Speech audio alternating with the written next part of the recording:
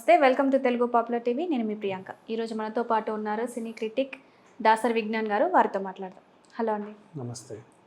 So మొన్న Pushpa premiere show అప్పుడు జరిగిన ఇన్సిడెంట్, ఆ బాధితురాలికి వాళ్ళ ఫ్యామిలీకి దానిపైన అల్లు అర్జున్ రియాక్ట్ అయ్యారు. వాళ్ళకి ఒక 25 lakhs ఎక్స్గ్రేషియా ఇస్తానని ప్రకటించారు. సో దీనిపైన మెగా ఫ్యాన్స్ ట్రోల్ చేస్తున్నారు. అంటే మీకు వచ్చిన కలెక్షన్స్లో 1% ఇచ్చినా మీరు అంతకంటే ఎక్కువే ఇవ్వగలుగుతారు అని. దానికి ఏం సమాధానం చెప్తారు? ఇప్పుడు జరిగింది విషాదకరమైన వార్త. It's an accidental situation. పాపం అల్లు అర్జున్ ప్రమేయం లేకుండా జరిగినప్పటికీ తన వల్లే జరిగిందని తను నిందితుడుగా చెప్పబడుతున్నటువంటి సిట్యువేషన్. ఓకేనా? ఏం జరిగింది జరగలేదు అనేది పక్కన పెట్టేసుకుంటే, ఇప్పుడు మెగా ఫ్యాన్స్ అంటున్నారు అన్నావు కదా, వాళ్ళకి ఆన్సరే చేద్దాం. మిగతా వాళ్ళ గురించి అక్కర్లా, జస్ట్ ఒక కంపారిజన్.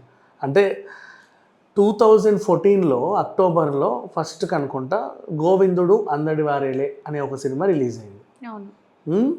అప్పుడు కర్నూలు జిల్లా ఎమ్మిగనూరు అనే ప్రాంతంలో శివ అనే ఒక థియేటర్లో తొక్కిసలాట జరిగింది టికెట్ల కోసం. కన్నయ్య అనే ఒక ఆయన చనిపోయాడు. ఎంత విషాదం అంటే, సినిమానే గోవిందుడు అందడి వారేలే, కృష్ణుడిని కన్నయ్య అంటారుగా ముద్దుగా, కన్నయ్య అనే పేరు పెట్టుకున్న మనిషి చనిపోయాడు.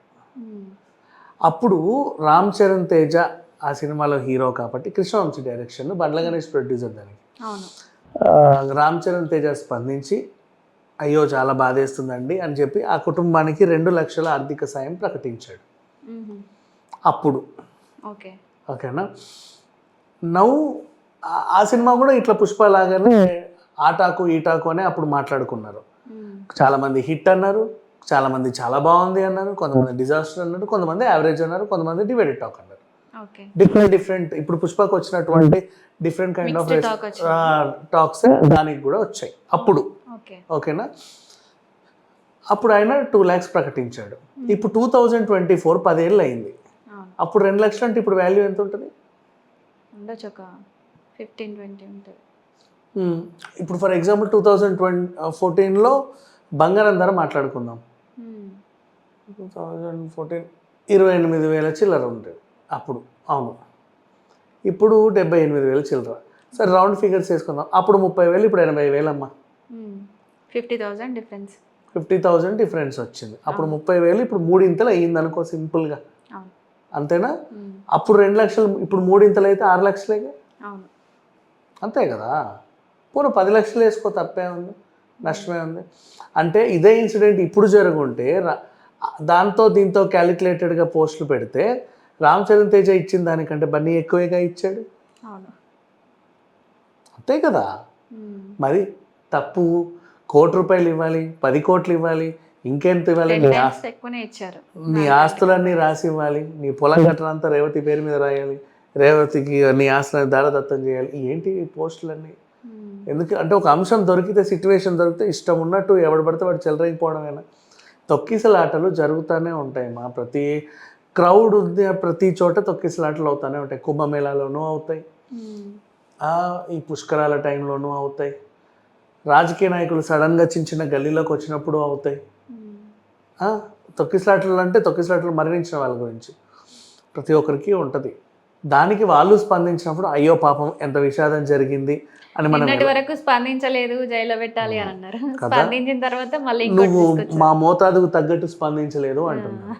నువ్వు ఎప్పుడు స్పందించాలో వీళ్ళే చెప్పాలి, ఎంత మోతాదులో స్పందించాలో కూడా వీళ్ళే చెప్పాలి. నీకంటే ఒక సెల్ఫ్ అభిప్రాయం అక్కర్లా. అప్పటి నుంచి టీం అంతా బాధపడుతున్నామండి, మేము ఒక అందరం కలిసి డెసిషన్కి వచ్చి ఇలా ఇద్దాం అనుకున్నారు. ఇప్పటి వరకు ఏ హీరో అంత ఆర్థిక సాయం ప్రకటించలేదు. దీంట్లోనే ఆయన నెంబర్ 1. అది గమనించకుండా మీ సినిమా కలెక్షన్లు ఎంత వస్తున్నాయి, దాంట్లో ఎంత ఇవ్వండి, ఇలా ఇవ్వండి, చాలా తప్పు. అది ప్రభుత్వం అయినా ఎక్స్గ్రేషియాలు ఇప్పటివరకు ప్రకటించిన ఎక్స్గ్రేషియాలు అల్లు అర్జున్ కొంచెం ఎక్కువ ఇచ్చినట్టే కదా. ఇట్ హ్యాపెండ్, యాక్సిడెంటల్ సిచ్యువేషన్, అనుకోకుండా జరిగింది అంతే.